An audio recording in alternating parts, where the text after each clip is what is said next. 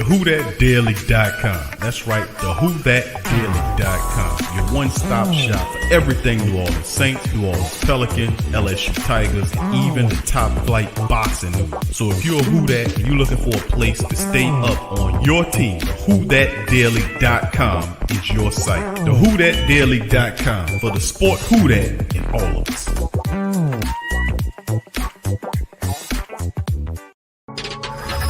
Thank you for making Saints Central your black and gold home for the New Orleans Saints.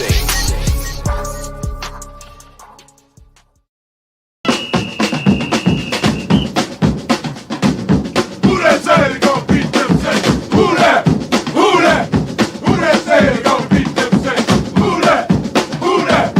Who that say they gonna beat them Saints? Who that? Who that? Yeah. Well, all right. Like you always say, welcome, welcome, welcome. Number one sports talking D. We ain't like the Falcons, we won't blow the lead. Look, all we talk is who that, who got cut and who back. Rookies and the vets, players you should look at. It's the sports coma, you don't wanna miss it. Got the pre-game party, post-game statistics. Get a visit from Sway, maybe DC or 5. It's the hottest thing smoking, Big Q and the guys. Go to YouTube Live, make sure you subscribe. Interviews inside the Saints locker room high. Talk to Drew, Jordan, Zach, Peyton, New Orleans, Who That Nation. Best believe when I say we bleed gold and black. Ain't a miracle or robbery could ever hold us back. No, Beastquake, Bounty Gate, let the truth be told. It's the sports coma, all we know is say Super Bowl. Yeah. You're listening to the Sports Coma with Big Q and the guys on the PRO Media Network.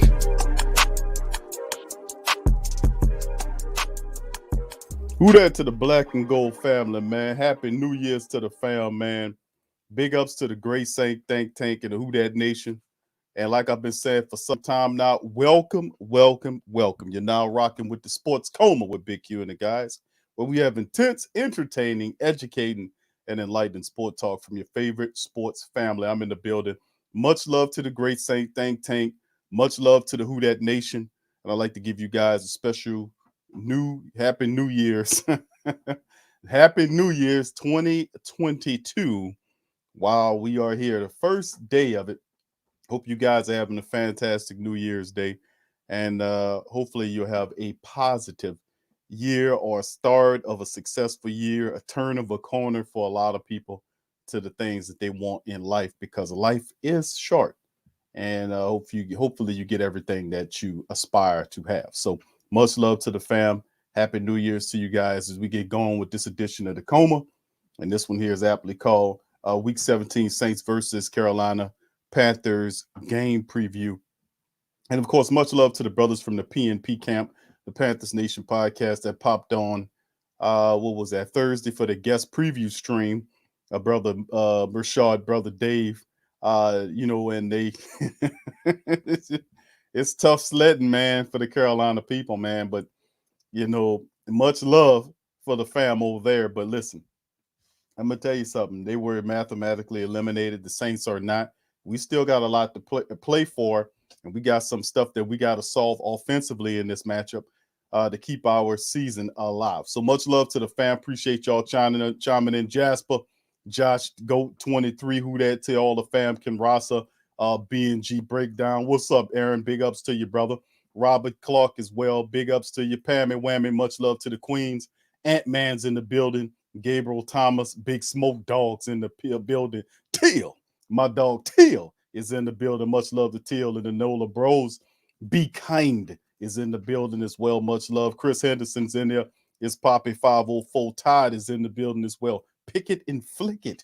Who that to you? What's up, Debbie, baby? Who that to you? KB, what's up, Queens? And Trey Joseph, what's up, bro? Revolt, what's up, brother? Revolt in the building as well. And much love to the entire Great Saint Think Tank family members up in this one. And family, like I said, I'm going to go over some news, notes, and items, and then I'm going to open up the phone lines to hear from the family members today. And we'll be going up until about 5:30. We'll cut it off because I want to watch the Pelicans play. We got the Pelican post-game report coming up after that thing. But if you want to watch the stream live, go over there to my dog Teal and the NOLA Bros. They'll be covering it play to play. So much love to the fam. What's up, Joe? Big ups to your fam. Appreciate you. Happy New Year's to all of the family members out there. Happy holidays and a happy new year for you guys. Appreciate you. All right, please hit the like button if you hadn't hit it already. Please subscribe if you aren't a subscriber as we get ready to go. And this one, and we'll start it off and open it up on the 17 breakdown of the injury report from the Black and Gold. And of course, they have some positive things to talk about on this thing dealing with the C19. This one's straight from the Saints wire. As you can see, Saints published the final Week 17 injury report ahead of their game with Carolina with updates on several key players. Here's everything you need to know, baby. The Saints ruled out a single player due to injury, and that was Mr. Traquan Smith with a chest issue. He is ruled out, and only one Panther player was ruled out altogether due to an injury, which is Stephon Gilmore with the groin. Now, questionable in the game, they have listed out Teron Armstead after practice on a limited basis Friday, having set out Wednesday and Thursday was his first work since Week 14 game with the Jets. Wide receiver Ty Montgomery back is questionable, having been a non-participant in Thursday and Friday and was listed on the injury report prior to that. Mr. Mark Ingram has a knee issue, is questionable after practicing on a limited basis both Thursday and Friday. Cornerback Bradley Roby shoulder did not participate in Friday's practice session with his new injury and is questionable to play, and two more players are questionable after missing Friday's practice with undisclosed illnesses. That's Carl Granderson, the defensive end, wide receiver LaJordan Humphrey, and three Panther players were questionable. Safety Justin Burris with groin, linebacker Jermaine Carter with the same ailment, and defensive back C.J. Henderson, shoulder and knee issues. Two more were also doubtful. Cam Irvin, the tackle, and Sean Chandler with groin issues. So some banged up stuff here, and that's how it gets when you get further down the line and deep in the season with 2 games left of the regular season. Now, who's available? The 2 players, Saints players, were limited all week on injury report, but they have no game status listed and indicating that they will play, which is Davenport with the shoulder issue. You've been dealing with that over the last several weeks. Tight end Nick Vanette has an ankle issue. Defensive end Cam Jordan has a not injury-related rest issue. Well, he was just resting. It was given a limited day's work on Thursday, but returned to a full workload for Friday and is expected to start as he's tearing it up on the back end of the season. And quarterback Taysom Hill, who had a finger issue, was limited as a full participant in practice and is expected to start the game. So Ian Book back to the bench as Taysom Hill assumes the starting role for the Saints against Carolina. And if healthy, more than likely for the rest of the regular season. Now, let's look on who's on the C19 reserve list. The Saints activated 2 players from the C19 reserve list on Friday, which was Dwayne Washington on the list since right before Christmas. Wide receiver Deontay Harty, who changed his name prior to Christmas because he gave it a gift, or I guess a salute to his stepfather, who was in his life since he was a small boy at 7 years old, took care of him, and he changed the name from Harris to Harty. 2 other players returned from the C19 protocols from practice squad with Gerald Hawkins and Kavari Russell. It's a fluid situation that could change in a hurry, but Saints players still on the C19 list as of right now. Ramczyk, Roach, Kevin White, Marcus Williams, Eric McCoy was placed on that thing yesterday, and of course linebacker Chase Hansen is on the list, Dalen Maben and Ethan Wolf. So, Ryan Ramczyk hadn't cleared it. And, of course, the bigger name right there is both McCoy, our starting center, and Marcus Williams. So with all of the stuff that's going on with the Black and Gold in terms of their, oh, my goodness, in terms of the offensive line, where you had both Teron Armstead, Ryan Ramczyk out for multiple weeks. Andrews Pete, the left guard, he was banged up. Guard Andrews Pete, he's knocked out of that thing. And then, of course, you had the terrible play of Cesar Ruiz and McCoy, who was steady, but, you seen McCoy he didn't have his best looking year, but now he's out. So the injury issues continue and the shifting of the offensive line continue for the Black and Gold. Now, who's on the IR? 3 players who have eligibility to return from the regular season finale, though it might be a long shot. It's Peyton Turner with a shoulder. Defensive end Tanu Passanio, which we could use Passanio. Before he went out with his ankle issue, he was leading the team in sacks, and he was doing a hell of a job. So to get him back only empowers the defense. So Saints players out for the season on injury reserve include tight end Dalen Soner, who's undrafted rookie tight end, defensive tackle Jalen Dalton Biceps, offensive tackle Ethan Greenwich, kicker Will Lutz, offensive guard Andrews Pete, and of course, Jameis Winston is our offensive tackle Landon Young with a foot, and wide receiver Mike Thomas ankle on the physically unable to perform list. So, yes, a lot is going on with the black and gold, man, to be quite honest with you. On C19 are dealing with injuries, and of course, with 2 weeks remaining, in the regular season, what could the black and gold do? We got to do something. You gotta get a win, and of course, win out is the only option. You done crapped away any chances of any errors that you have. You done completely crap them out. We don't have any more room for error. So you got a struggling Carolina team that's coming up in the Dome, and of course, the Saints are not good in the Dome. I've documented this ad nauseum, talked about how pathetic the team is during the season. Even when they were healthy, they were pathetic in the Dome. With losses to the Giants when they fell behind and let the Giants come back to beat them. The Atlanta loss where they came all the way back to the defense only. I don't want to keep going over it, but all the ridiculousness, foolishness, ugliness that happened in the Superdome that the Saints simply could not salvage or garner the power or the energy of the black and gold crowd to lead them to a win. So, I mean, we stink in the Dome. I said that the previous streams, and they continue to hold up to be true. They'll have to buck that trend against a very woeful Carolina Panther team, still looking to play the role of spoiler against the Saints. So even though we had Dave and Rashard from the Panther Nation podcast to come on yesterday and tell us how ridiculous the Carolina Panthers squad is and how terrible they are, still in all, we of all people know, because we've been a part of some upsets, several upsets during this season where the Saints were supposed to handle business and simply did not. For whatever reason, we didn't handle the business. Now, on the back end of the season, we got stuff to take care of in the Dome against the Carolina Panthers and then on the road against Atlanta. So, I mean, the biggest issue, and we're going to talk about this in the stream, is the fact that the Saints can't score touchdowns. You're not going to beat anybody unless you play the Tampa Bay Buccaneers for the next 2 weeks. You ain't gonna score if you can't score touchdowns. Of course, even in that matchup, the Saints did score a touchdown. The defense just kept them out of the field goal range and made it difficult for them. Man, we got to get over that, man. We got to make stuff happen. So, anywho, that's what it looks like as far as the injury report is concerned. Let's move on to another article right here. I'm gonna get through these, and then we're gonna open up the phone lines, let the family members chime in on their thoughts. Let's talk about this one right here. Let's get into this one, and let's talk about it because listen. I was talking about this and people were saying, Q, we got to get rid of Cam Jordan. We got to get rid of Cam Jordan. We got to get rid of Cam Jordan. We got to get rid of Cam Jordan. We got to get rid of Cam Jordan. Cam ain't handling the business. And I kept telling people, man, what are you talking about here? Cam Jordan is the best defensive end that you have. He's the best defensive lineman that you have. And he's having a slow start, but hang in there. Cam Jordan going to make it bake. And Cam been making it shake and making it bake since he came back from that Jets game when he was out for C19 and he broke his streak of 170-something games, his Iron Man streak, where he never missed one single game for the New Orleans Saints. But you won't put a player like that on the street, and you got defensive ends that you're drafting that can't even play a full season. So, I mean, Cam then pretty much quiet a lot of those naysayers, and you know who you are. They done quiet a lot of those naysayers about Cam Jordan. Now, Cam not only got 100-plus sacks in there, but he's powered up heading into the back end of the season. So shame on them people talking about get rid of Cam Jordan. Shame on you.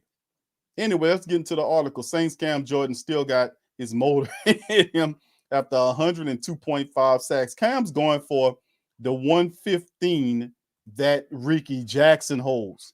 Ricky Jackson has 115. He's looking for that.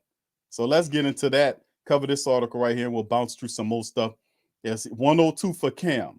And this is from, of course, Triplet from ESPN earlier this month. Defensive end Cam Jordan experienced his first in his 11-year NFL career, not his Pro Bowl selection. He has 7 of those, not his NFC Defensive Player of the Week honor. He has 3 of those, not his Walter Payton Man of the Year nomination. He has 2. We certainly aren't talking sacks. The first of those came exactly 10 years ago on January the 1st, 2012, against an opponent you'll see against Sunday, the Panthers. He's up to 102.5 for his career, including 4 over the past 2 weeks. No, Jordan First was actually sitting at home making a 7-layer bean dip while the Saints were beating the Jets without him in week 14. And up until then, Jordan never had a missed game since being drafted in the first round out of Cal in 2011. The KCC 19 ended his Iron Man streak of 172 consecutive regular season games, plus 11 playoff contests, the longest active streak of any non-kicker in the NFL. But you won't put him in the street? Cam said I was sick to my stomach, almost didn't watch the game. And then I was like, who would I be if I didn't watch the game? George said I felt like a D coordinator calling the calls. I made a big old 7-layer bean dip. My kids had never had that. It was great to be with the family while watching the game. And at the same time, it was sickening. Jordan quickly made up for the lost time with 2 sacks and the forced fumble against Tom Brady and the Bucs. And in week 15, he also had 2 more sacks against the Dolphins in week 16. And now he has 8 this season after a relatively slow start. Now he's 32 years of age. It started to show some signs of slowing down on the field over the past 2 years. He had 7.5 in 2020, but he doesn't seem to have lost any unbridled enthusiasm of the game. Now 6'4", 200 and almost 90-pounder talk about multiple times this season how he loves practice almost as much as he loves the game, and he has talked for years about his desire to keep thriving well in his second decade. Now, of course, we go into the list. You can see it goes into some history about his father and all this kind of old stuff here. But pretty much what I wanted to say about Cam is the fact that Cam Jordan, man, a lot of people wanted to put Cam in the street all about a dollar. I said, you don't do that to a guy that's producing 102 sacks on the year on the slow start. My goodness, man. I'd be like, man, where the patience at for a lot of family members for real? Now, Cam's sitting up here with 8 sacks on the year with 2 games left. And I expect him to have some help because Carolina's not looking too good. We're going to look at the injury report, but they're not looking too swell as well. I mean, we just seen the injury report, but they're not looking too good offensive-wise with Cam Irvin, their top guy, out. So, I mean, in all what's being said and done is that Cam is doing everything he's supposed to do insofar as handling the business, man. And I'm just proud of Cam Jordan, to be honest with you, in this one. Let's move on, fam, as we get into an article from Saints News Network. And our good friends over there at the Saints News Network, Bob Rose, Kyle T. Mosley, and the rest, always putting in good work. I always shout them brothers out any chance I can get. And, of course, they had a video of Jameis Winston throwing the football as he's rehabbing. I know some of the family members might have seen this, but New Orleans Saints quarterback Jameis Winston is making progress during his rehabilitation process after his ACL repair surgery. And, of course, longtime sports trainer and physical therapist Kevin Wilk posted a video of Jameis Winston making football passes during his rehabilitation workout. Now, Wilkes wrote, Winston of the New Orleans Saints is doing a few throws to keep his throwing mechanics sound. He follows, stating, Jameis is looking great and progressing extremely well in his recovery following knee surgery he's had ahead of the season. You know, ahead of the season, we have to hold him back at times. Winston also had dynamic cupping therapy done on his knee a couple of days ago with his workouts. And you can see Jameis right there, you know, throwing the ball, taking steps and throwing the ball. No need for no crutches. He's walking. And you can see he's well ahead of in his process of trying to get stuff going here. So he taking it one step at a time with Jameis, man. As you can see, without any crutches, the man is handling his business. He's throwing the ball and doing this thing. So, like I said, man, this is good for the Who Dat Nation to see Jameis doing this thing, man, with the ball. Let me see. I don't know why this thing is slow rehab, but you can see the next one right here showing Jameis here getting some therapy on his knee and his leg. So, yeah, Jameis is going through the process, fam, and handling the business. So it's good to see Jameis, man, right there doing this thing, man. And, of course, we know that Coach Payton them did, you know, kind of wanted to bring and said that they were interested in bringing Jameis Winston back. That was unofficial. And they kind of beat around the bush on it. But the reality is the Saints could benefit from having Jameis Winston back in the building. I think they'll get him for a reduced rate because of the injury. And, of course, there'll be a market for him, but I think Jameis really wants to be here in the city of New Orleans and play for the Saints. He said that was his team growing up. So, you know, I'm just happy to see Jameis on the plus side of this thing, man, doing his thing. So let's get into the rest of this stuff right here. Then we'll get into the breakdown aspect as we get Deontay Harris and Dwayne Washington activated from the C19 list. This is from NewOrleansSaints.com. Deontay Harris, Deontay Harty, and running back Dwayne Washington have been removed from the league C-19 list. Practice squad members, offensive lineman Gerald Hawkins, and defensive back Vari Russell restored from C-19 list. We read a little bit of that early on today. And remember, early in the week, other players that made it back: Taysom Hill, Trevor Siemian, Jawan Johnson, Adam Troutman, James Carpenter, Jordan Mills, which are offensive linemen, linebackers Demario Davis, Caden Ellis, Quan Alexander, D lineman Christian Ringo, Granderson. We talked about Granderson having an issue. Jalen Holmes is back. Safety Malcolm Jenkins, who missed the previous game, he's back with Jeff Heath, the special teamer, and special team standout ace Pro Bowler JT Gray is also back. And of course, we talked about the fact that Marcus Williams went on the C-19 list along with Eric McCoy. Both of those guys are on. So everybody is taking a turn with that thing. It's not good, but at the end of the day, fam, this is what we have to do. And like I said, the depth charts, this is giving the depth charts a whole new look totally in terms of how we need to deal with the C-19. So, I mean, to be honest with you, it's insane to see that go on. So we'll see how it all shakes moving forward. Let's move into some of our footage on the Carolina Panthers. And like I said, we did a situation where we had the PNP guys on. We went into it, but after a period of time, it kind of felt like torture. Have David Rashad, man, talk about the Panthers. But I didn't know it was that bad, man. But yeah, man, I hope they fire that guy out there for real. But anyway, let's look at some of the passes. They named that Sam Darnold will be going for them. And Darnold, 197 out of 338 is his statistics. 2176 yards, 7 touchdowns, 11 picks on the season. And boy, look at Jameis is still heading that thing. Since Jameis left out of that thing, no quarterback has come close to his level of production. Look at Jameis's numbers before he got hurt. He was on his way to Jameis was well on his way to a 25 to 30 touchdown season. I really do think that. Well, over 3,000 yards. He was well on his way. 1170. He had 14 touchdowns and 3 interceptions for Jameis. And they talking shit about Jameis Winston. Man, Jameis would have stayed in there, man. The Saints, he would have been well on the way. Their top rusher is Chuba Hubbard, who has 146 carries for 509 yards with 4 touchdowns. AK-41 is our guy, as you know, 197 carries for 720 and 4 touchdowns. I wanted to see Kamara get his 1,000-yard season this year, but with them piling and stacking a line for Kamara, we'll see how that all goes. But the Saints offensive line most certainly is going to have to handle business, and he just needs one of those breakout games to get there. He's close at 720.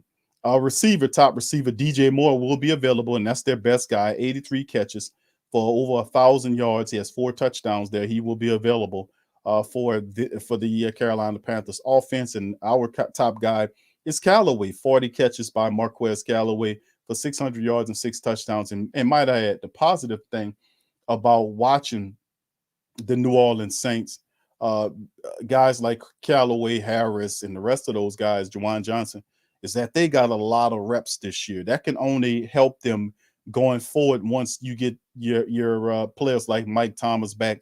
That can only help improve the Saints for their young guys that had so much reps to have with all the injuries that happened.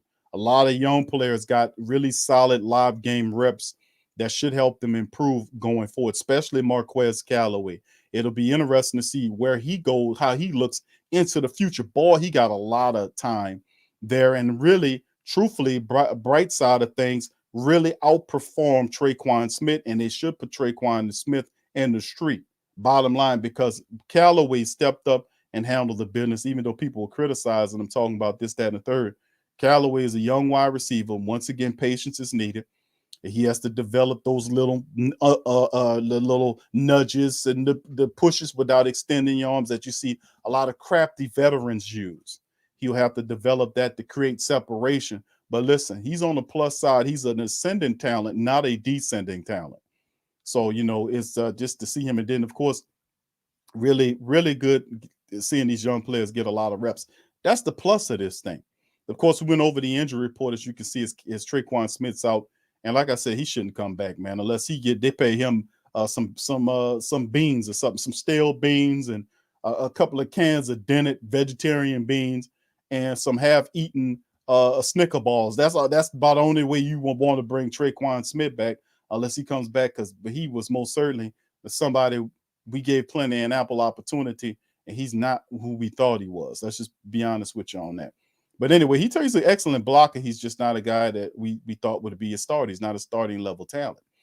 Let's look at the statistics here. Carolina 18 and a half scoring the ball, throwing through offense. Defense gives up 23 flat a game. Saints 21.1 per game scoring while giving up 20.3 total yards. 324.4 is Carolina with 215 of it passing, 110 of it almost rushing. So pretty decent statistics there as well. You go to the Saints with 317.3. They got 202.5 through the air. And you're looking at offensively, fam. We're looking at offensive stats for the black and gold, man. Some of the worst or the lowest offensive production passing wise that we've seen in a very long time. I think I remember seeing an article that's saying it was probably the worst since Coach Payton's first year here when he's trying to get that offense together. So, man, yeah, but regardless or not, the Saints still have to handle the business. You know what I mean, fam? All right, 102.5 there, throwing the ball in there, rushing it at 115 per game. You go over to the defensive side of it.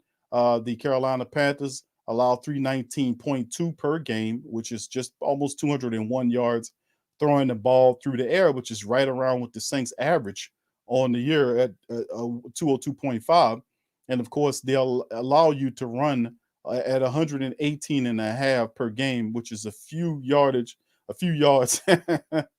better than what the Saints do. We go 115, they allow 118. So, hey, I'll take it. And then, of course, you look at the Saints, 348.1, they allow 252 yards through the air, but still holding opponents to 96 yards per campaign, which is pretty good. So what the Saints will do is, in the game, we'll take away your rushing attack and force Sam Darnold to try to make some plays while the Saints defense gets after him. So this is going to be that's going to be fun to watch, to be honest with you, fam, to see what goes on with that, you know. And Darnold, like I said, he cooked the black and gold that first matchup. He really did cook the black and gold in that first matchup.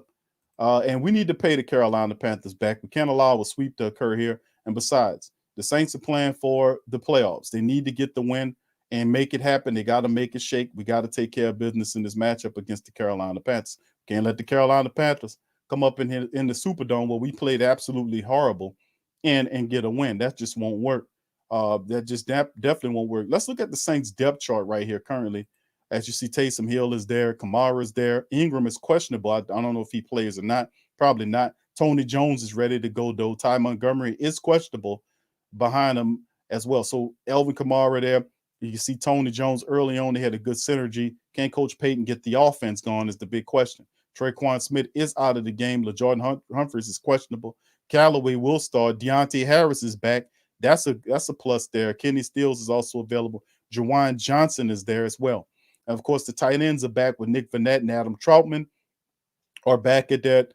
Prentice, you see that questionable. The Saints are taking hits all across the offensive line. A lot of injuries. Teron Armstead and Ramczyk, he's out with the C-19. Armstead, I doubt he'll be available. Kelvin Throckmorton, the turnstile. I call him a turnstile because that's what he is. He's big, he's strong, but his footwork is bad. He gets beat way too often in that situation. And really what hurts now is the fact that Eric McCoy is out. So Cesar Ruiz will assume the center position, I think. If McCoy can't go, they're going to move Cesar Ruiz to the center position, and you'll see one of our backups, like a James Carpenter, who's listed there, move in that position. So you'll see Teron Armstead's position occupied by Hurst. Kelvin Throckmorton will stay there. Ruiz, more than likely, with McCoy out, will take the center position. Right guard will probably be James Carpenter, the vet. And then Jordan Mills, who was starting the right tackle position when Ramczyk was out prior to his C-19 a placement on the list prior to this week. He'll probably occupy the right tackle position. So Carpenter and Mills on the right side with Cesar Ruiz in the center, with Kelvin Throckmorton, the turnstile, at left guard, Hurst at left tackle. So you're looking at damn near, man, only one starter, if you won't call Ruiz that, a starter left. One starter. All of them else is missing. McCoy is out with the C-19. Defensively speaking, the Saints are a lot better positioned with Cam and Shai Tuttle, David Onyemata, Davenport's there, Quan Alexander, Demario Davis, Pete Werner, Zach Bond, the whole cast of characters is there. Now, who's not there is Marcus Williams, who's out with the C19. So anticipating PJ Williams getting an opportunity to be there. Malcolm Jenkins returned from the C19.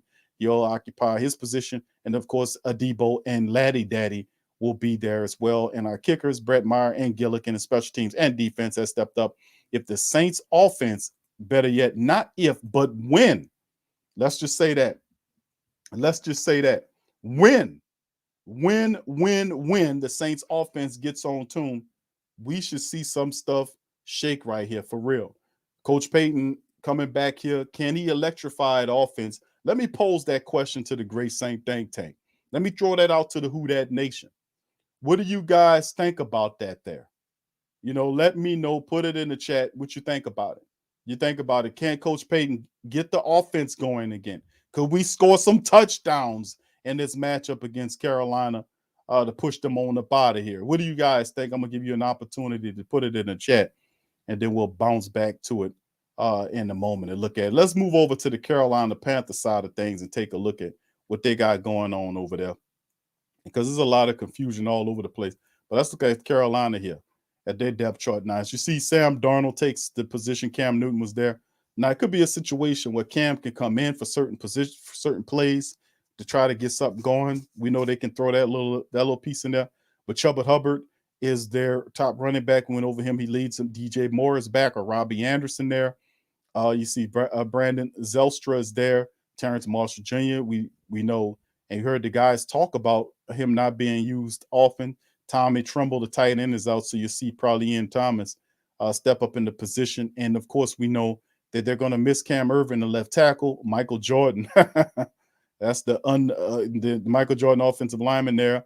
Pat Elfin is there at the center with Miller and Mouton occupying the rest of the way. And we know that this line struggles a bit against damn near everybody, and they're currently under a serious losing streak. But, you know, like I said, Sam Darnold beat us the first time and had a pretty decent game against the Saints. Saints need to take care of business. Now, according to this injury report right here, Brian Burns should play in this matchup. Derek Brown, Daquan Jones, and Morgan Fox.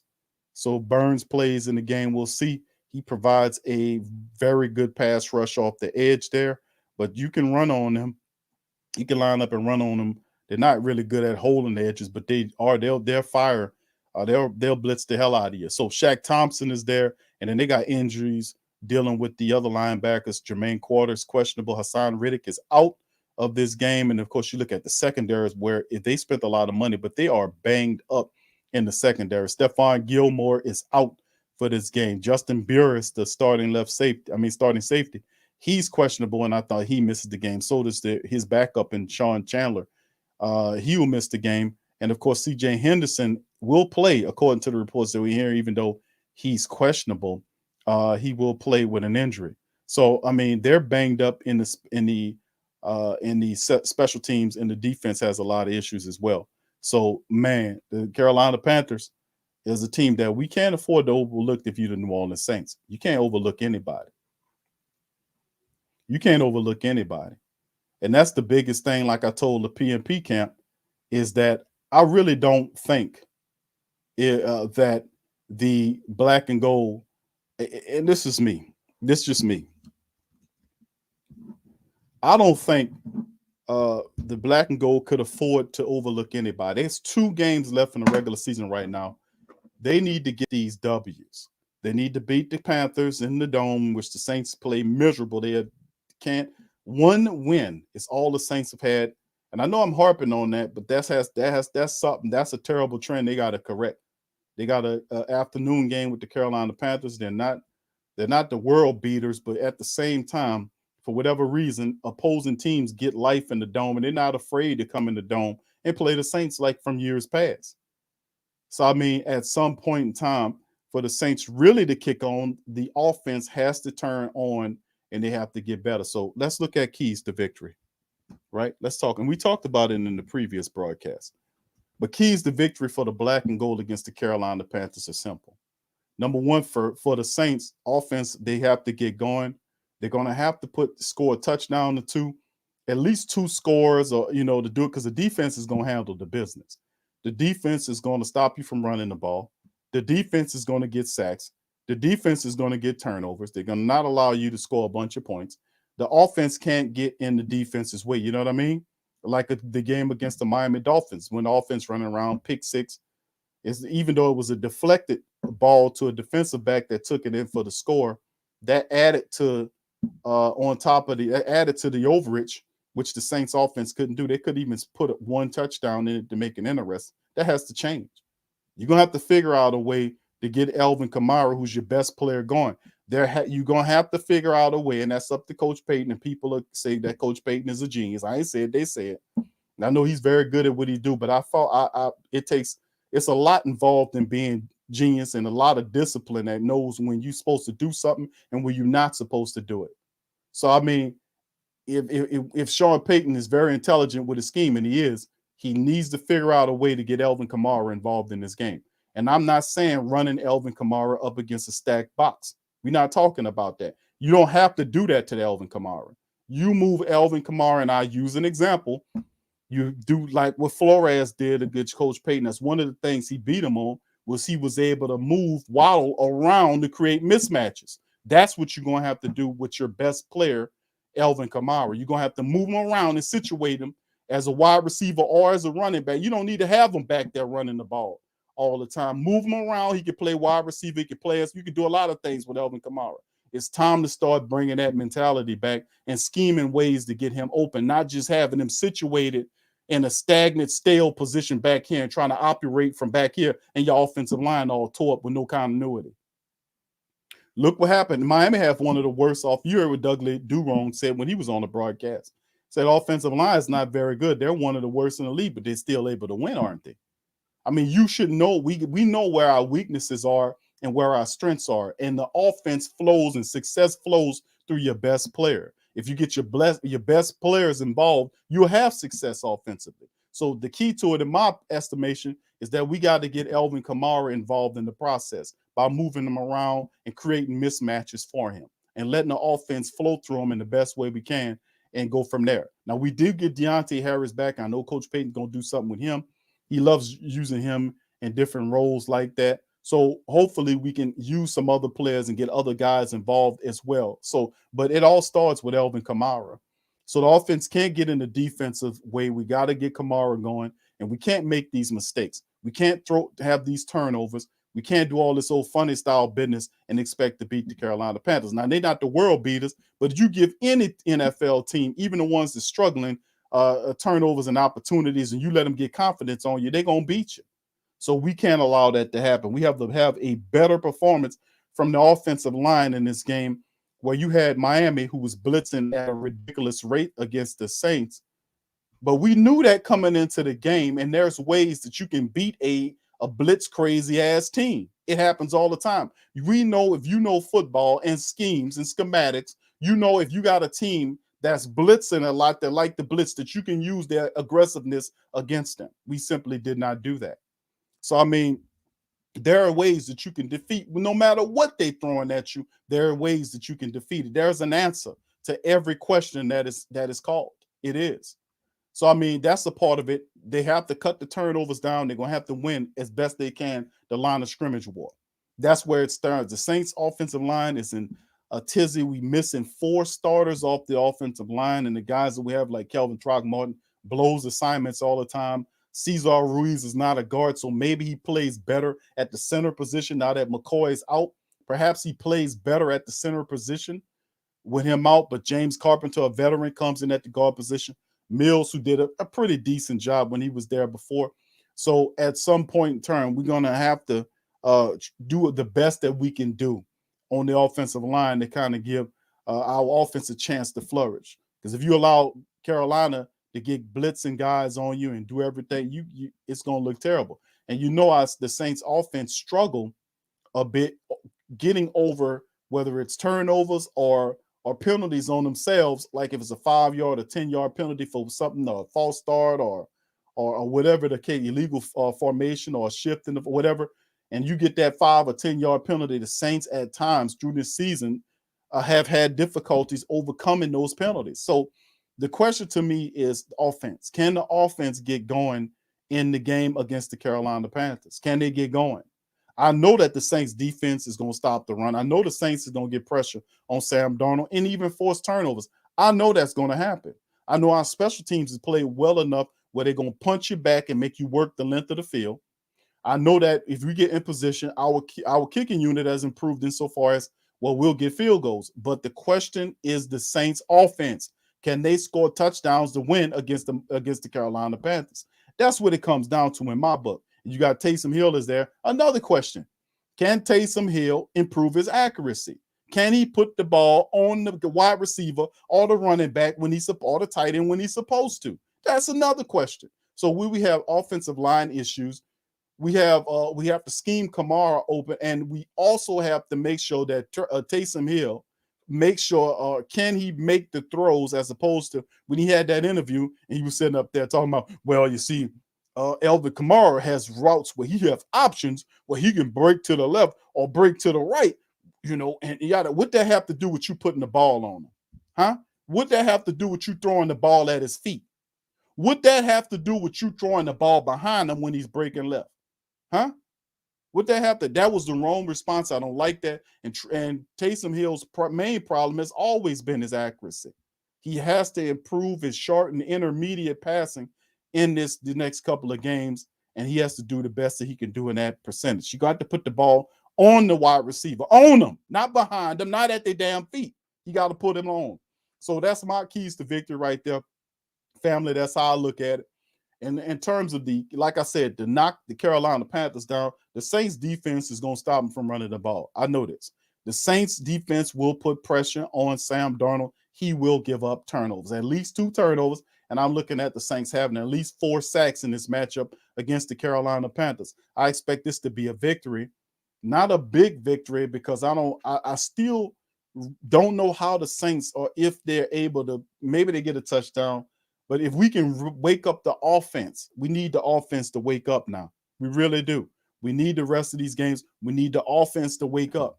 We need the offense. We need our quarterback, Taysom, to play better. We need him to be more accurate with the ball. We're going to need our offensive linemen, whoever they may be, to step up and win their individual matchups. We're going to have to handle the business. And then, of course, we know the defense and special teams will come. The question is the offense. That's so weird, because that's usually – the offense usually is carrying their weight, but not right now. They're really not. Offensively, haven't scored a touchdown in several weeks. Offensive touchdown, hadn't scored one. That's crazy to me to even know that the Saints offense is capable. They haven't done that.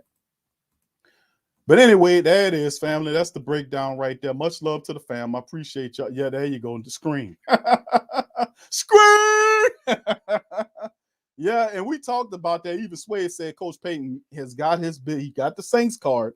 I just want to break this news right here to the family members.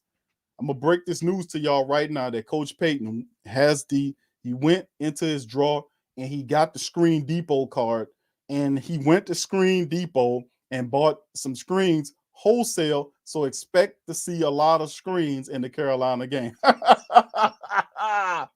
Yeah, he went to Home Depot. He went to Screen Depot. And remember, Coach Payton was an advertiser for Screen Depot. Last year, he was buying them up so massively, got such a great deal on them, that he was able to give out the screens at wholesale rate. All right. So with that being said, fam, listen, man, much love. What's up, Lo? Big ups to my dog, Lo, man. Good to see you in the chat. Lo, we're going to talk to you next week, bro. We got Lo coming up next week, man. We're going to have Lo on the broadcast, man, talking about them Falcons, man. Much love to my dog, Lo. All right, so what we're going to do is, man, I'm going to open up yeah, that's right. Oh, man, I made that graphic. I don't even know if I still have that damn graphic with Coach Payton at the Screen Depot, man, but that was funny. Y'all remember that? I had the graphic, then I had the Home Depot music. Yeah, oh yeah. We're going to break out the music and everything for the Screen Depot coming up, because you're going to see a lot of that coming up. I promise you that. So much love to the fam. Good to see you, Big Bull. Hoffa, what's up? He got a picture of old boy on his camera. Oh, y'all crazy, man. All right, Pelicans Nola. What's up, fam? What's up, Dada? Who that to you? What's up, man? What's that? What's up, Debbie, baby? Who that? Brother Jerry, who that to you? All right, T. Scott, what's up, fam? He says Ruiz. Listen, he plays better at center than guard, my parents, man. We'll see. We'll see. What's up, Eric? Big ups to Anthony. What's up, fam? Live, love, live, laugh, and love. I can't get it right. I'm gonna keep waiting. The new year's gonna be different. I promise you. The new year gonna be different. What's up, Travis? Who that to you, man? Kelvin. What's up, fam? Big ups to you, chiming in from Phoenix, Arizona. What's up, Kel? All right, Universal Love 878 in the building, and big ups to the rest of the family members as well. I appreciate y'all being in the building. Tyrone says, "Hey, man, I believe some of these linemen blocking with their eyes closed." Yeah, how they be missing so badly, man. I tell you, listen. You took a look at that tape, man. Cesar Ruiz gave up at least 3 sacks of the 8 sacks last week from the Miami Dolphins. Tape was so bad I had to turn it off. I like to say that's why I don't really do the tape, because the tape view you can show them, because it almost get to be torture at some point. Like it, you go and break the tape down and you get more, intricate. But while I can break the film down, I could do the film study, but it's like at a point, like, I know sooner or later when they start looking really bad and they start stinking, I ain't gonna want to do it. I ain't gonna want to do it. I ain't gonna look at that bad shit slow, man. No, hell no. What's up, Farouk? Big ups to you, man. But yeah, that's the whole point of being, man. Is that guy gave up 3 sacks, and that's your first round draft pick center playing guard now. Hey. Talk to me now. All right. What's up, fam? What's up, Melanin God? Much love, fam. What's going on with you, man? Sean say he's terrible. I ain't gonna say he's terrible, Sean. I think the man, to be honest with you, I think he ain't. I'm not gonna say he's terrible. I'm gonna just say this. I think Cesar Ruiz is playing out of position. I'm gonna be honest with you. He's playing out of position. That's what I'm gonna say. And that's the look of a man playing out of position. You got to do something else, fam. Come on with it. The man was drafted as a center. He's not a good guard. He's not a good guard. He has decent outings at times. But when you give up 3 sacks and then you see him in games where he had 2 guys in front of him and ain't blocked one of them. I mean, damn, bro. How, bro? How, Cletus? But I mean, some of these people, they're just ridiculous, man. It's just ridiculous. But yeah, Sean says Cesar Ruiz's nickname need to be no, bro. Nah, it's not a turnstile. Ruiz, the guy just gets around Ruiz. If you watch the footage on Ruiz, he's not getting pancaked or pushed out of the way. Ruiz just be woefully out of position, and the guy just flies around on him, or it'll be a situation where he don't know he's supposed to block the guy, and he'll turn and say, "Oh shit, that's my man." That's what I see more out of Ruiz. I don't see that he getting pushed down, pancake, stuff like that. I just see that he don't know who to block at times. Now, Throckmorton, I've seen people push Throckmorton around, throw him on the ground. I've seen all that from Calvin Throckmorton. And, of course, he filling in for Pete. But Throckmorton, man, is he need to be sitting his ass down some kind of way. But anyway, yeah, he a turnstile, bro. Ain't no doubt about it. I used to call them vending machines. You know what I'm saying? Like them old school Coke machines that y'all used to see in front of the supermarket. And then, they have wheels on them and you just push they heavy as hell. But with the wheels that make it easy to push, you just push them where you want them to go. That's what I used to call them. That's what I used to call Zach Street when he was playing on the back end of his career. He was nothing but a vending machine on wheels. You just push them wherever you want them to go. Or I would call them offensive linemen with roller skates on them. You just push them right on out the way, just easy peasy. No, it's 300 pounds, no problem. You got roller skates on. Just push them where you want. You won't put them over here in the corner. You won't put them over there. You push them wherever you want. No problem at all. That's how it works. But yeah, that guy's a turnstile, man. No doubt about it. He needs to work on his feet. He's like Shaq says, feet work. Shaq calls it feet work because it's 2. He need to work on his feet work for real. For real, his leverage and he got work to do. So, like we said about some of the younger players, like a Callaway getting all those reps because of injuries and all this kind of stuff. Hopefully, this will be something that'll help Ruiz and Kelvin Throckmorton and some of the young offensive linemen the Saints have that's getting a lot of reps right now. Hopefully, this will help with their development to help them be better players into the future, because that's usually how you get better. You go to practice, and that's only one level of it. When you get those live game reps, when you get the actually experience the game and the game speed, that's supposed to help you in your process. So we'll see if it helps Kelvin Throckmorton, man. But Ruiz, I think Ruiz is out of position. That's what I think it is, fam. I'm gonna just keep it real. I'm gonna keep it a buck on Ruiz. I think he's just playing out of position. All right, fam. So what we're gonna do is I'm gonna open up the phone lines and let some of the family members chime in, one at a time. So the link will be in the chat for the family members that won't pop in. If you hadn't hit the like button, hit the like button. Hit the like button for a win. Hit the hell out the like button for a win. It's 2022, fam. It's not 2021 anymore. It's 2022. We are in a new year. And man, if whatever you couldn't do or didn't want to do last year that you wanted to do that was successful, this is the year to do it. Let's make it happen this year. But anyway, we got the link pinned to the top of the Great Saint Tank chat. We're in the building. And if you got any questions, concerns, or comments, you can feel free to put them in the chat. We'll go over it. We'll talk about it, and we'll get into it, baby. So much love to the fam. I appreciate y'all being in the building, man, as well. Oil of Valet Ruiz. All right, he's soft. I got you. I got you on that one, Eric. I got you. All right, my dog Teal says Williams and McCoy are back from the C19 list. All right, good. That's good. Okay, good. I didn't get that, bro. Let me check on that. Let me share that article with some of the family members here if they back. Let me see. Let me put that up there because I'll share that with the family members and show that to him if he back on the list. Let's see. All right. Hold on here. I'm gonna look it up, but while we're looking it up, we got Trey Joseph. We'll bring here at first. Much love to the fam. Hit the like button if y'all hadn't already hit it. We'll be running this thing up until about 5:30ish, right around there. We'll cut off.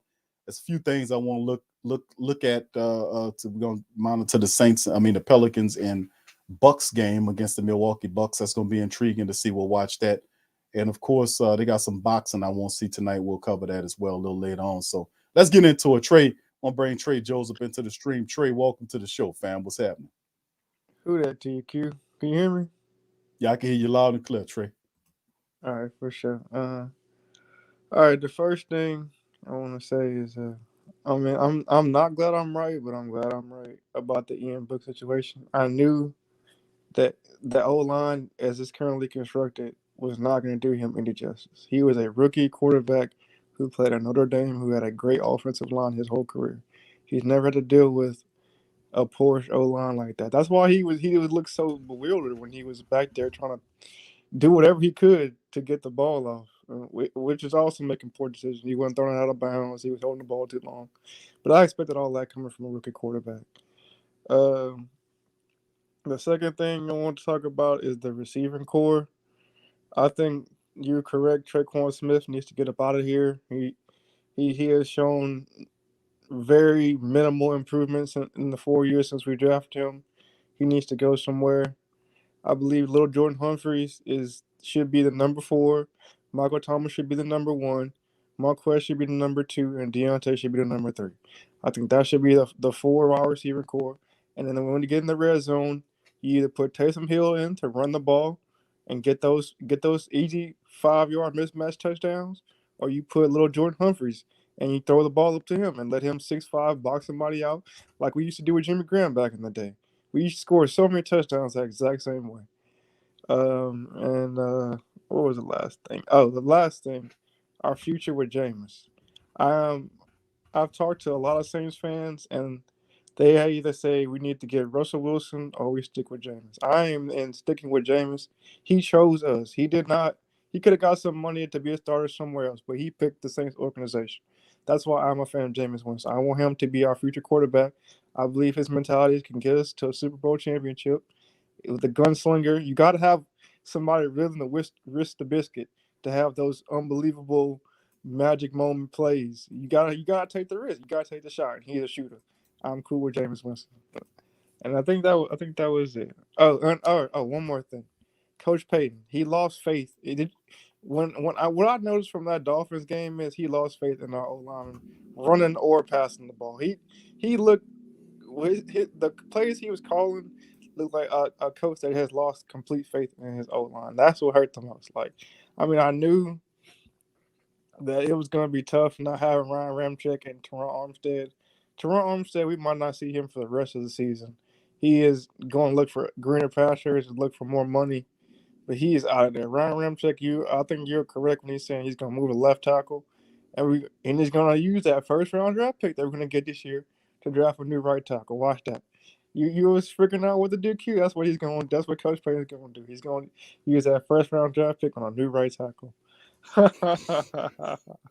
I don't know what he's gonna do with Ruiz. He might drop another O lineman, another guard to take Ruiz's spot because he has to get out of here.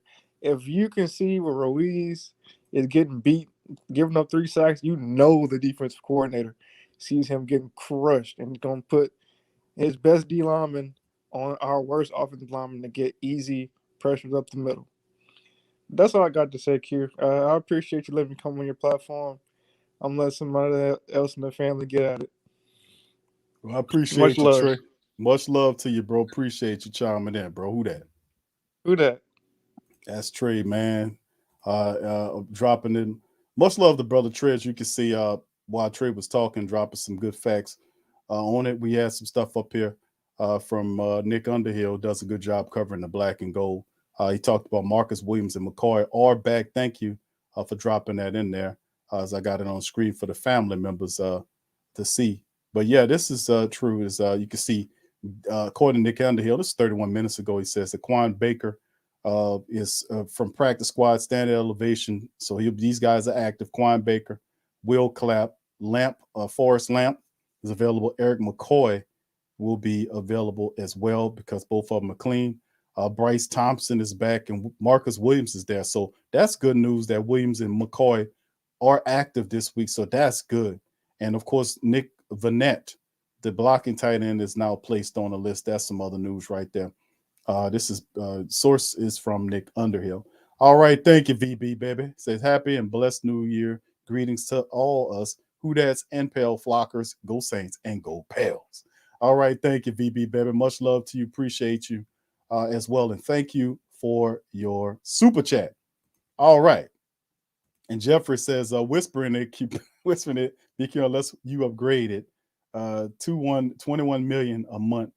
I'm here lifelong. Shout out Saints. Well, a lot of people are saying that about the Russell Wilson, the Saints. People want him, the Saints, to take a shot at Russell Wilson. We'll see how it all goes, fam. I mean, we'll see. A lot of people believe that it'll happen. Some people believe it won't happen. I've heard people talk about Deshaun Watson, Aaron Rodgers. So, I mean, there's a few names, the bigger names out there. And then, of course, I heard some smaller names that were mixed, guys like Derek Carr and some people like that. And, of course, Jameis Winston, stuff like that. But you never can tell, man. But the Saints did give me the impression that they were interested in bringing Jameis back. So we'll see how it all looks and how it goes, fam. But we also heard a lot of stuff going on. Yes, yeah, T. Scott. Mills is back. Yes, he is. All right, so with that being said, man, much love to the family. I got brother Jerry chiming in next. And just to let y'all know, please hit the like button if you hadn't hit the like button. If you're not a subscriber, hit the subscribe button. And feel free to share the show links on your social media feed. We got the link pinned to the top of the chat for family members, and we'll pop in. I'll be running at you doing the show right up to about 5:40. So we'll try to fit as many people as we can. Your thoughts on what happens with the black and gold, please hit the link to get in. All right, so Big Boo says, we don't need that boy here, Big Q. Sierra's just trying to get back to the South. Okay. Thank you, fam. All right, Who That for Life says, Q, what's the reason the Saints make playoffs this year? If we can't battle back on offense, no firepower. But yeah, I get you.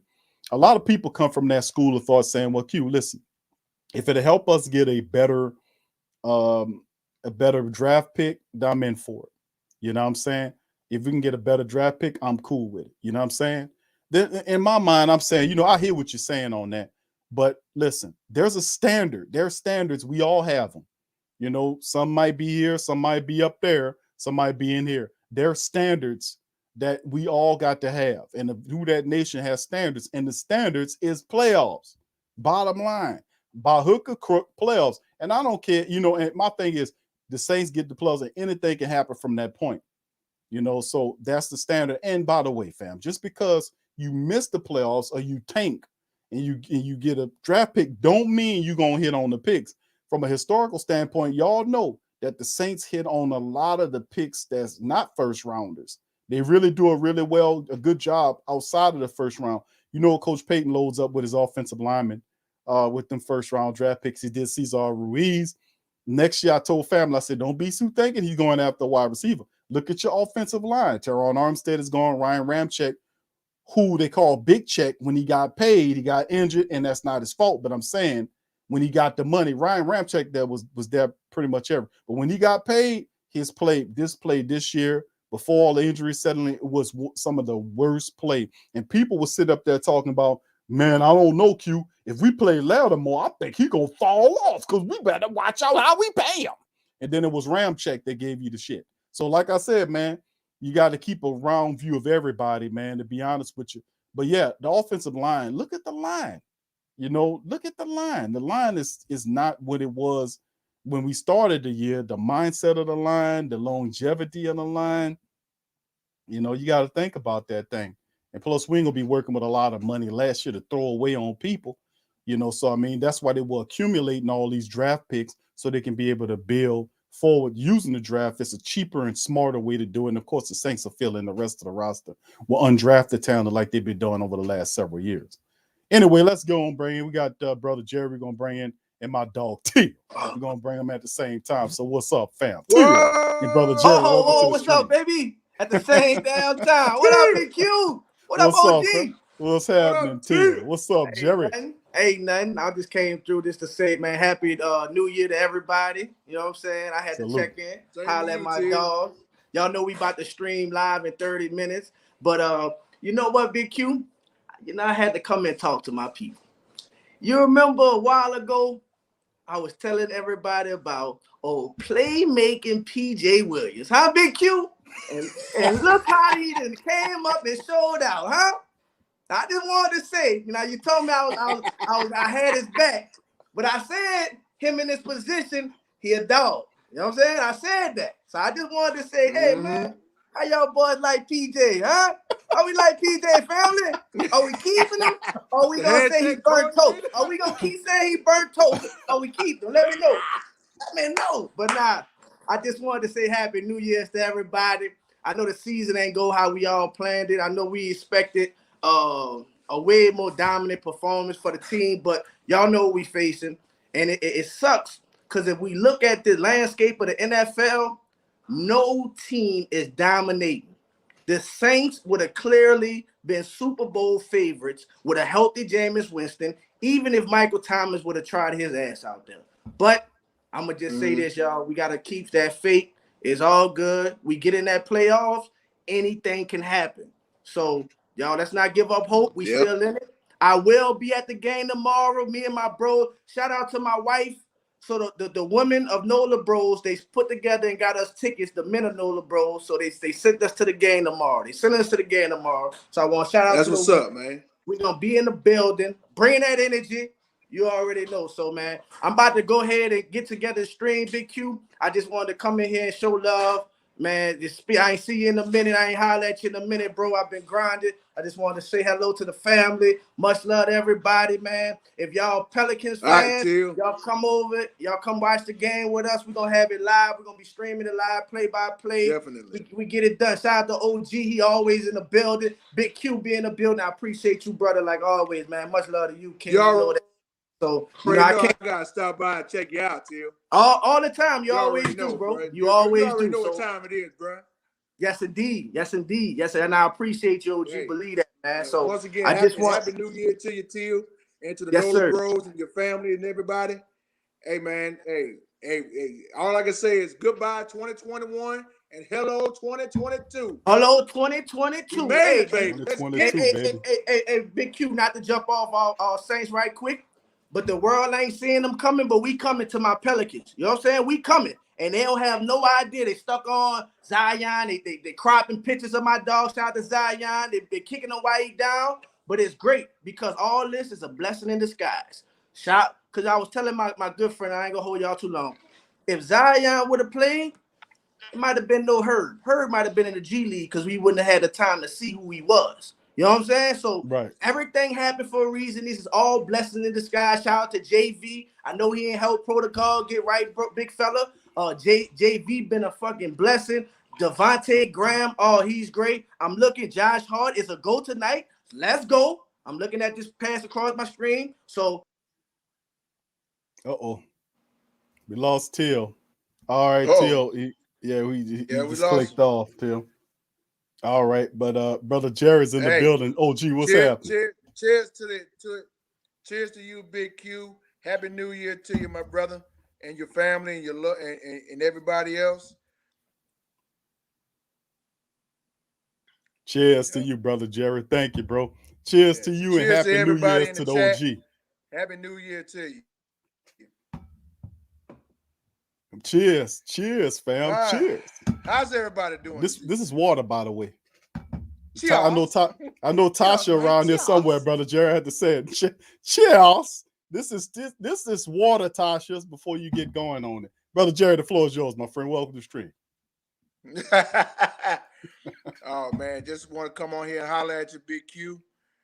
Just want to say, yeah, my bad. Happy New Year to everybody. And they try to hate on me, Q. They can't stop nothing. They can't stop nothing.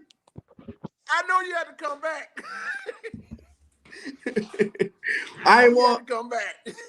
Hey, I ain't want to leave out like that. I wanted to properly say, man, much love to everybody. Happy New Year's to y'all. Is Dr. Pepper in that cup? Huh? So I said, said, Dr. Pepper in that cup. They said, Jerry, what's in that cup? I said, Dr. Pepper. That's all they need to know, OG. That's all they need to know. The Dr. Pepper. The Dr. Pepper, man. But shout out to everybody, man. Much love, Big Q. Thank you again, bro, for always extending your platform to everybody. OG, I see you later, man. Salute. Who that? Let's go, pals, man. Much love, everybody. Love y'all, man. Happy New Year's, man. See y'all later, man. All right, Till. Thank you, bro. And I'm gonna be in the chat with you when you're on that, bro. Yes, indeed, brother. That's Till, man. And I'm sitting, family members who want to watch the Pelican game live, go over to Till and watch it on NOLA Bros platform. He live streams the entire length for the Pelicans matchups, and he being there. Him and the NOLA Bros, they do a great job. So NOLA Bros, put it in the YouTube search, go over there and check them out. Man. Brother Jerry, the floor is yours, my friend. Definitely. Yeah, man. Once again, shouts out to everybody in the chat. Shouts out to you, Big Q. Once again, happy 2022 to everybody that's out there. I hope y'all off to a great start on this new year. You know, 2021 has been a world of turns, but thank God we made it to 2022, and we still on the planet. Thank God. But I gotta talk to y'all about this about the game tomorrow. Now I heard it said that McCoy and Williams is back from the COVID list, and I think Deontay Harris is back. I think I heard. So if that's the case, and I know everybody's talking about New Year's resolutions and everything, but Big Q, if I had a New Year's resolution for the New Orleans Saints, it's this: score touchdowns, not field goals. Because field goals is not going to win you a game unless the game is tied in the fourth quarter or in overtime. Touchdowns will win you a game, not field goals, because that's what we've been struggling for the last couple of games. Because the last time we scored touchdowns, Big Q, was when we went up to East Weatherford to face the Jets, and we scored 30 on those guys. And the biggest portion of them were touchdowns. These last couple of games, even though we beat the Buccaneers at their house, only scored 9 points to win the game. Right. And the last game we just faced in the Dome against the Dolphins was only 3. That's not going to help you. That's not. I explained it to my dad this past weekend. Field goals is not going to win you a game at all, unless the game is tied in the fourth quarter or overtime of a football game. It's not going to. It ain't going to cut it.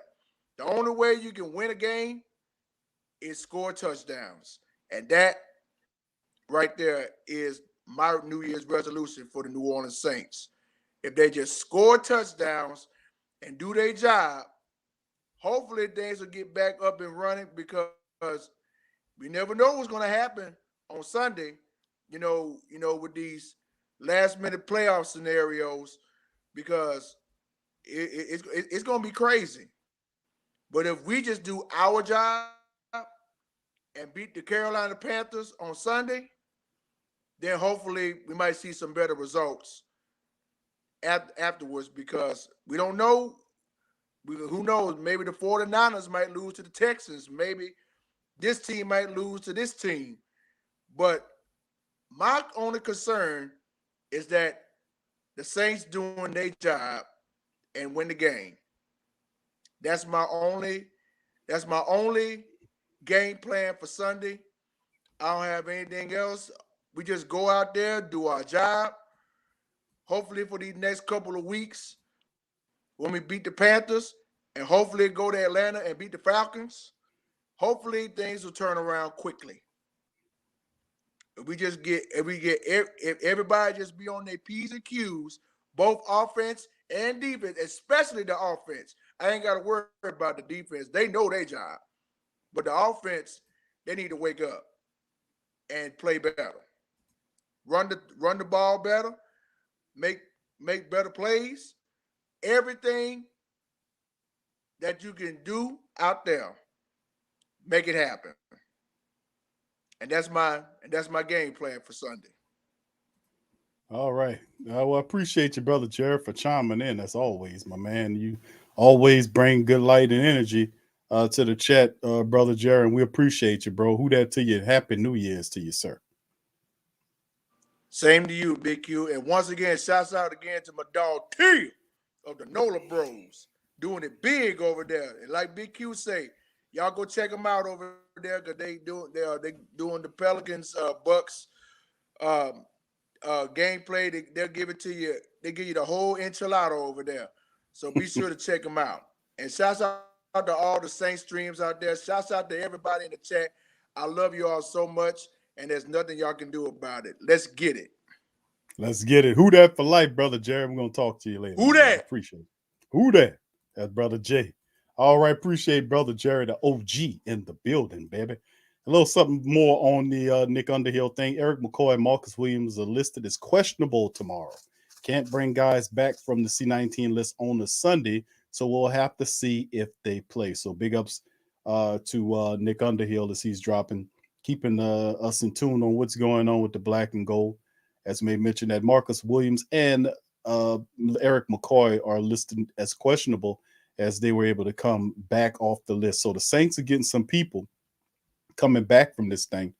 And also, there is a component we talked about with the Carolina Panthers that Shaq Thompson and Burns, I think, are supposed to be good to go for the Carolina Panthers.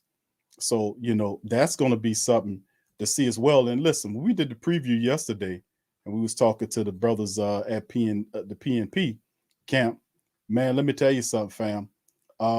They were saying that, unless certain things happen and they are able to get some players back in time, we might see some sports. And of course, they are supposed to get some help there. So, like I said, they said defensive stalwarts Brian Burns and Shaq Thompson have cleared the C-19 protocol and are traveling to New Orleans per league source.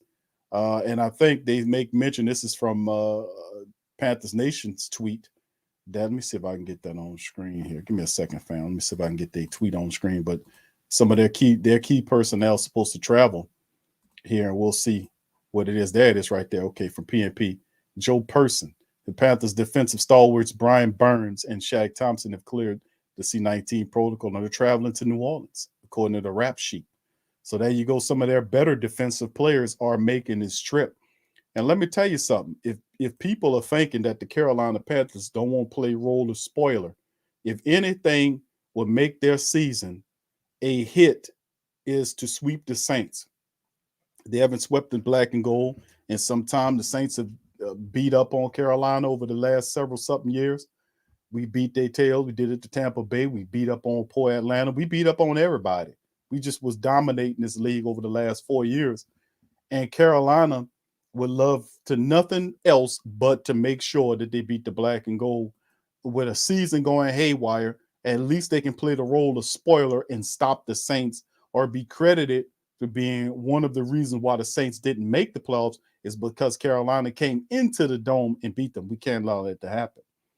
So, like I said, the offense already has its issues. It's going to have to step up and do something big time, to be honest with you. We're going to have to handle the business. All right, so with that being said, fam, we're going to keep it going. We got at least another 30 minutes, unless family members want to pop up and get on the show and speak their game. There's a link affixed to the top of the chat. You can hit that, and then you can pop up in the stream. We'll be going, like I said, up to about 5:30 or so before we cut off for the game. So if you want to join in, feel free. If you got questions, throw them in the chat, fam. Much love to the fam. I appreciate y'all being here as well. Much love to the fam. Rush Hour, I see your family. Much love to you. Appreciate you being here as well. All right. Masked Up podcast. I started a new podcast. Oh, Saints 01. Oh, yes, sir. You can get a shout out. Yeah, I give you a shout out, fam. Started a new podcast, the Saints 01. Could I get a shout out? Big Q. Much love to the Masked Up Saints podcast. Get a brother a subscribe, man. He just jumped over there and started him a stream. All right. Much love to you, Saints 01. Appreciate you, baby. All right. So let me, like again, I'm going to ask the family members here. What's up, Tragic? Who that to you, fam? I'm going to ask it, Brother Crusher. How you doing? I'm going to ask the family members in the matchup. Give me a score prediction in the game. Let me know what you guys think about this game, because even though it seems like Carolina laid down, but like they look terrible, but nothing gets your cells and your blood pumping. Nothing gets it pumping better than an NFC rival coming in. And of course, even though Atlanta is our key rival, a lot of people like Tampa Bay look at the Saints as a rivalry. I don't say we're a rival. We've been beating the hell out of Tampa Bay recently. But I don't see Tampa Bay as a rivalry. I see Dallas as a rivalry. I see Atlanta as a rivalry. But Carolina is a team that the Saints, I remember when Cam Jordan was there before he came back, the Saints beat Carolina 3 times in 1 year, and they destroyed the team because of the Saints. We took ownership of that away from the Carolina Panthers. I'm going to be honest with you. We did that to Carolina. That year when Cam Jordan and when the Saints beat Carolina 3 times in 1 year. I don't know if that happens often, but man, that year they were able, you beat them twice in the regular season. We swept them on the regular season, and they were able to make the playoffs, and the Saints beat them in the playoffs. They fired Riviera. They just tore up the team because the whole dynamic of the team changed after the Saints hammered them that year and beat them in the ground.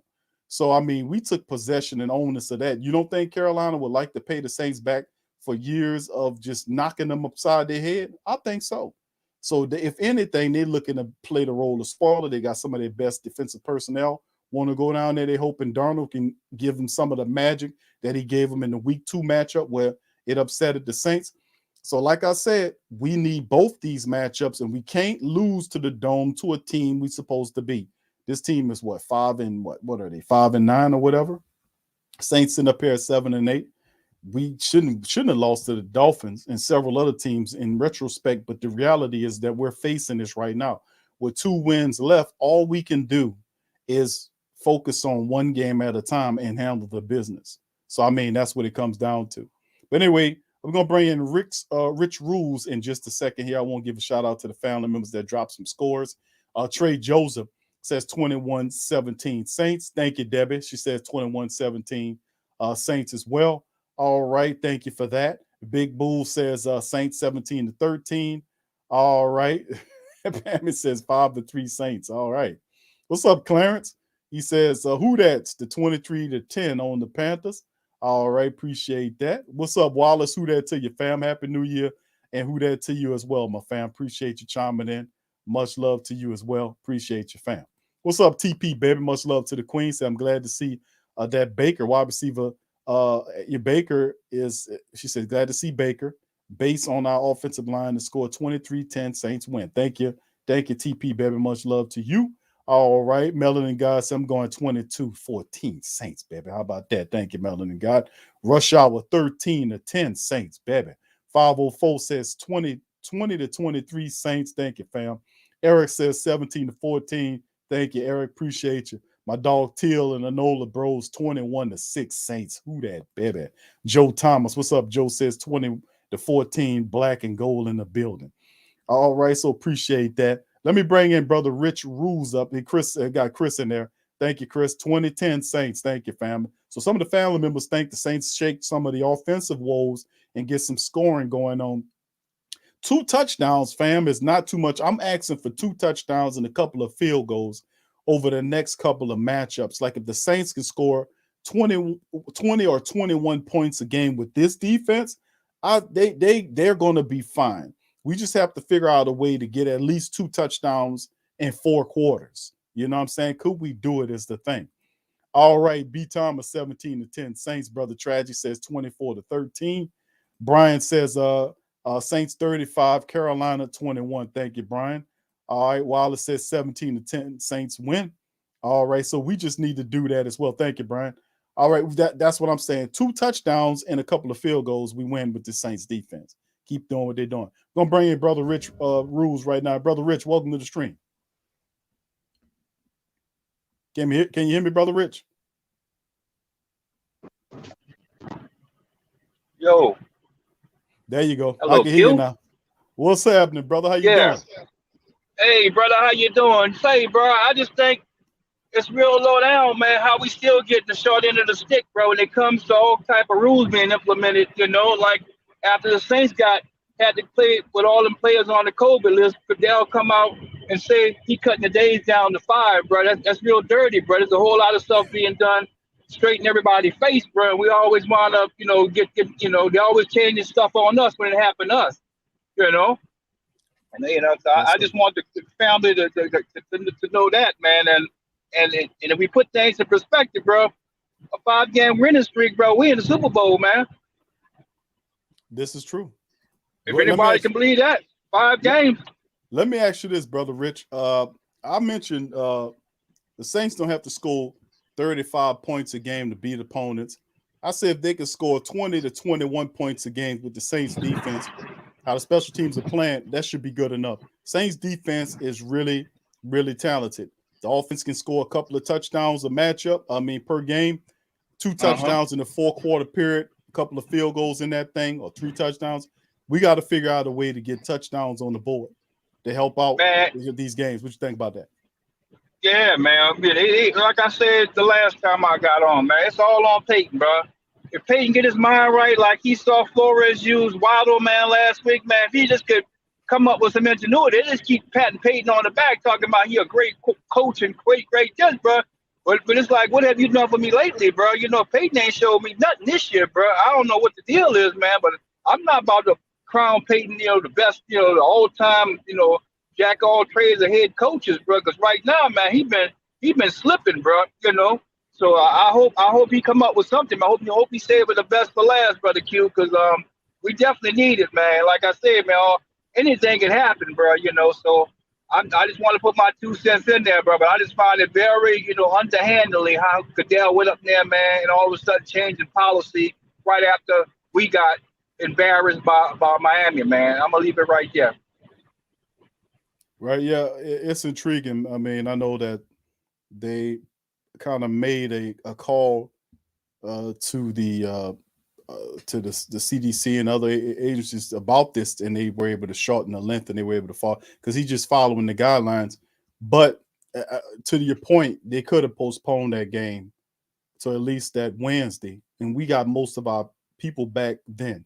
You had to empty the practice squad to bring in people to play. Now, the defense still maintained, the special teams still maintained, the offense still struggled.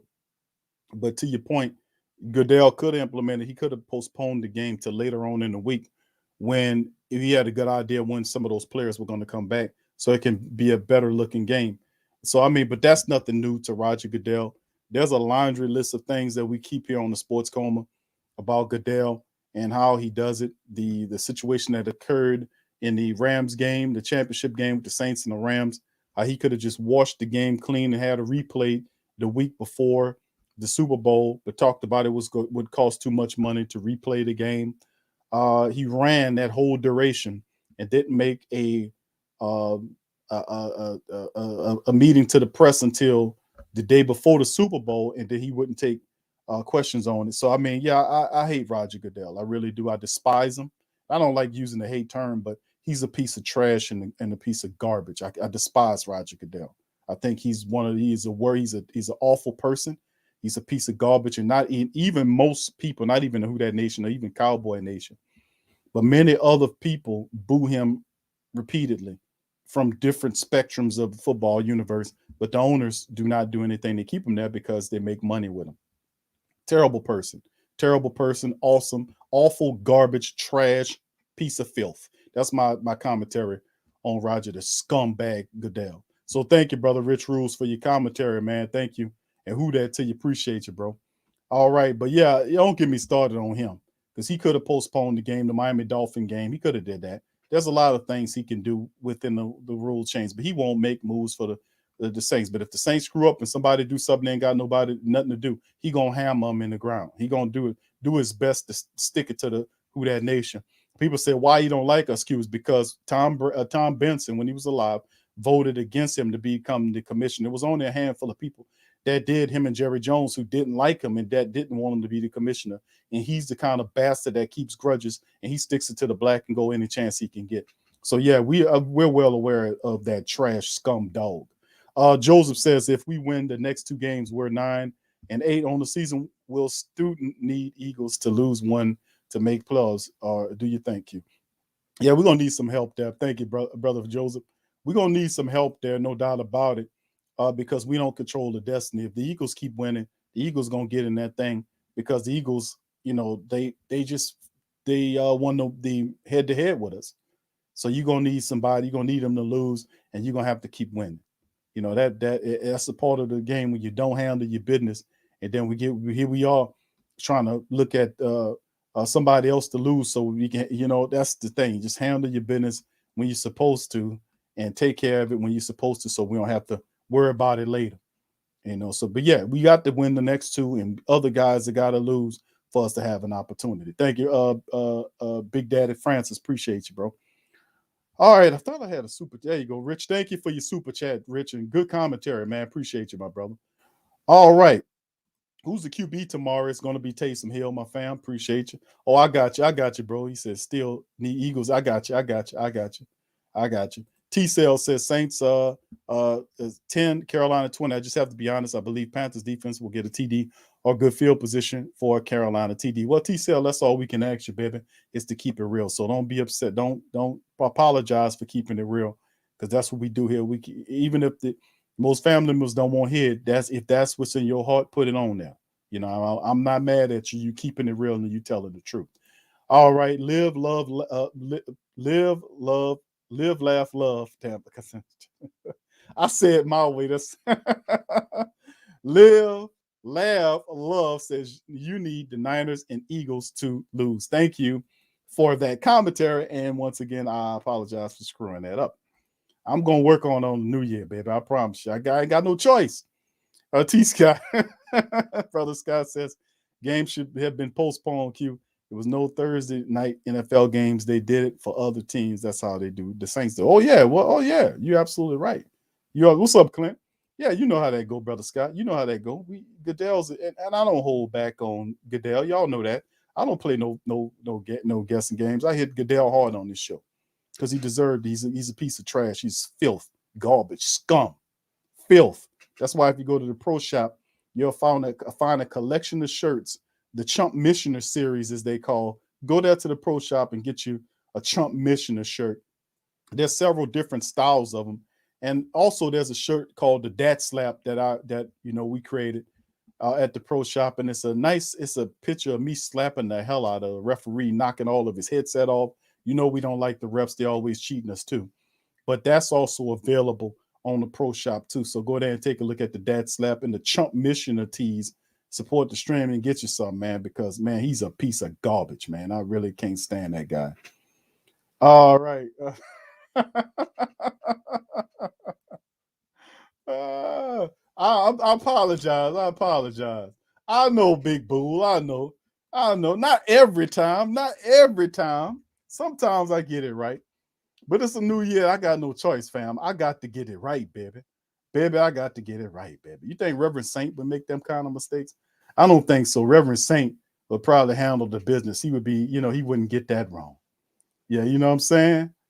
Okay, 3 L's. Is that okay? All right. See, that works. That's right. All right. 3 L's. Okay, I got you. 3 L's. All right. Thank you for making it easy on me. Appreciate that. All right. Grain Train says Ian Book needs another chance with a good old line. I don't think he gets it, bro. I'm gonna be honest with you, Grain Train. I don't think he gets it. That was a terrible outing for him, and it really wasn't the kid's fault. The offensive line, it wasn't handling the business. And Miami was going to send everything, including the kitchen sink. We called it. We said they were going to do that. And they sent it after them, man. Let me tell you. And that kid got 8 sacks. He was sacks. He was knocked around. I don't know how many times he was sacked 8 times, but he got repeatedly knocked down. And by the time the game was over, that kid was no good by the second half. His eyes dropped down. He had shots. He had opportunities to throw the ball down the field if you go and watch the footage, but he didn't trust his offensive line. Like when the ball was snapped, he actually had time, but he just took off prematurely without even scanning the field. That's a side effect of getting your ass handed to you. He simply did not trust his old line, and with good reason. But when you getting beat up that bad, the eyes drop. That eye start looking downfield and start dropping to where them defenders are, and then they were tearing them up and down. So you won't probably see him for a little bit. Mask Up Saints podcast says LFG, thanks Q for the shout out. He said need 50 subs so I can go live. Let's go. All right, fam. You're gonna get them, bro. Just hang in there, fam. All right, Keldrick. What's up, brother? Keldrick, who that to you as well? Yeah, he was seeing ghosts, he was seeing goblins, he was seeing all type of phantoms and stuff. All that dude was seeing it all. Any Frankenstein, the Wolfman, the Loch Ness monster, anything the creature from the Black Lagoon, anything that's from the horror films, he was seeing them in that game. I promise you that. Big Daddy Fresh said, "Yo, Q, I had an afro larger than Superfly, and then the Saints lost the Dolphins. Now I look like Kojak." Hashtag never won a hair bed yet. Yeah, man, they'll worry the hell off your head, won't they? They really will, man. They'll worry the hell off your damn head. But yeah, I mean, listen, people were calling for Ian Book. It just wasn't going to work, man. He just simply did not have enough time, and it was just a tough situation to put that guy in. And really, long-term speaking, I know he's a tough-minded kid. Hopefully, he is not, damaged by that appearance, meaning that he got it on his mind to come back better than because that was his worst of any rookie appearance that you can ever hope for. That was awful, man. And a lot of it wasn't his fault, like the interception. He was throwing the ball to, I think it was LaJordan Humphrey was throwing that. And at the minute when the ball was about to go over the top of the line of scrimmage, there, the defensive lineman from the Dolphins that jumped up, and his hand hit the ball and deflected the trajectory of the ball to a defensive back, and he took it in for the pick six. If you watch the footage from that, at first the view they showed looked like he threw it right to him. He simply didn't see him. No, that wasn't the case.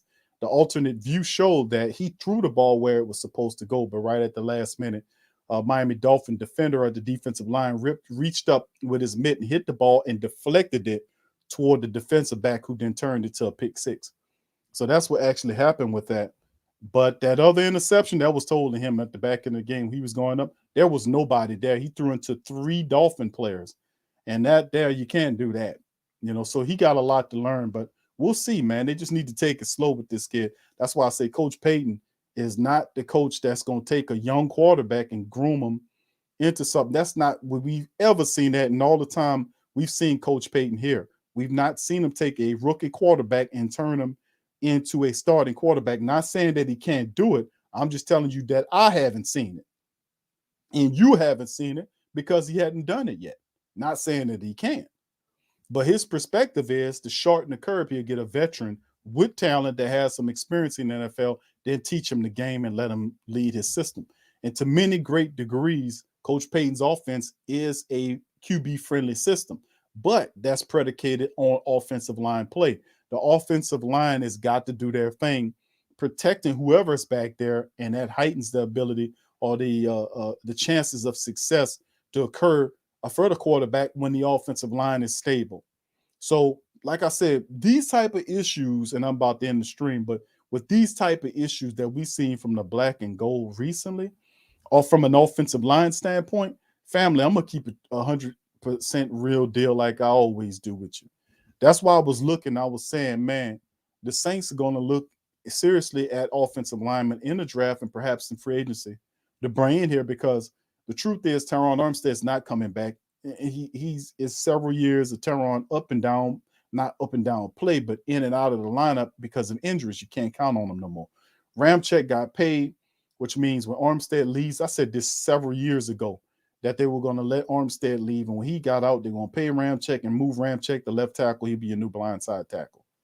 Landon Young is here. They got big aspirations in Landon Young to come in. He got a rehab from that broken foot, come back and see if he can claim that position. Andrews Pete, a lot of people not feeling Andrews Pete. Perhaps this is the year Coach Payton them, but they can't cut him because it'll be a lot of dead money. I don't know if they trade him or not. I don't think they trade him, but he has to get healthy and come back to help him. And maybe they have a position switch for Andrews Pete to move him from the guard position to a tackle position. I don't know. But Ruiz is another question mark. He's not a good guard. Do you bring him to center? Then you make McCoy guard. It should have been flip-flop. We should have did this 2 years ago. When they brought Ruiz in here, he should have been playing the center, and McCoy should have been out at the guard position. But the Saints got issues on the offensive line. Not the meanest, not talking starters, but depth as well. Their depth is not that good. And, of course, with the new C-19-led year, the Saints will have to be even more, cognizant on picking up quality offensive linemen to bring in to kind of on the back end watch these other guys to kind of do that. You know what I'm saying, fam? Even with that, the Saints are going to have to handle the business as far as that's concerned. So, anyway, with that being said, family, I'm going to peek out on that one. I'd like to give a big shout out to the great Saint Think Tank and the rest of the Who Dat Nation for joining me for this stream. I'd like to give a big shout out to the family and say Happy New Year to you guys and all that. Thank you guys for being here, and a Happy New Year to you guys. Maybe you have a really excellent New Year when you get everything that you want. You reach new pinnacles that you've never reached before. May you get that in 2022 and beyond. May it start this year, baby, and you get what you want and what you need in your life for you and your family. So much love, and that's the greatness about what New Year's represent. So the Who Dat Nation, we got 2 more games left tomorrow afternoon, 3 o'clock game. I think it's 3:25. Panthers Saints in the Dome. Saints got to get this one. There ain't no messing around. They got to get this one, and they got to handle the business. No doubt about it. So we'll see how all that shakes out. 3:25. 3 L's says 3:25. Thank you, 3 L's. All right. See how easy that was? That just was cool. All right. So I thank y'all, man, for being here. Yeah, right. Well, Ramsey. All right. So with that being said, man, please feel free, family. If you haven't joined the Patreon, join the patreon.com/Pro Media Network. That's patreon.com/the Pro Media Network. Got lock content, over 80-something shows of lock content for the YouTube channel and for Patreon. You can feel free to check that out. Also, to let the family members know is that we also check out the pro shops for that chump mission gear and the referees and all that kind of stuff. We do that.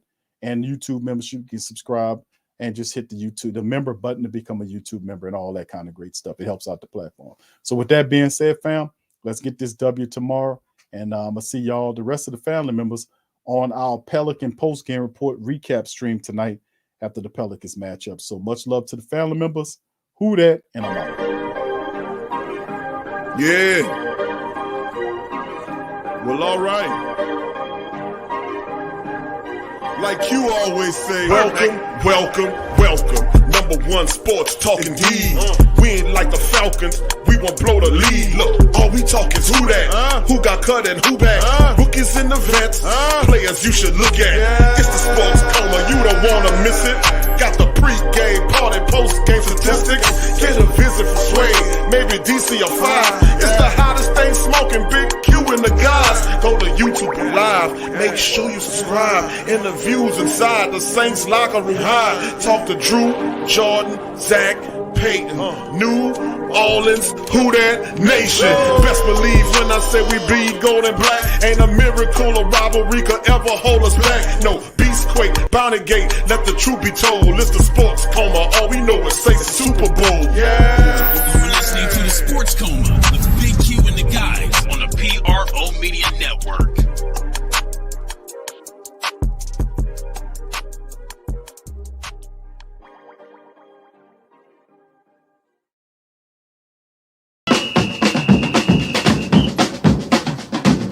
Who that say they gonna beat them Saints? Who that? Who that? Who that say they gonna beat them Saints? Who that? Who that? Who that say they gonna beat them Saints? Who that? The WhoThatDaily.com. That's right, the WhoThatDaily.com. Your one-stop shop for everything New Orleans Saints, New Orleans Pelicans, LSU Tigers, even the top flight boxing news. So if you're a Who That and you're looking for a place to stay up on your team, the WhoThatDaily.com is your site. The WhoThatDaily.com for the sport Who That in all of us.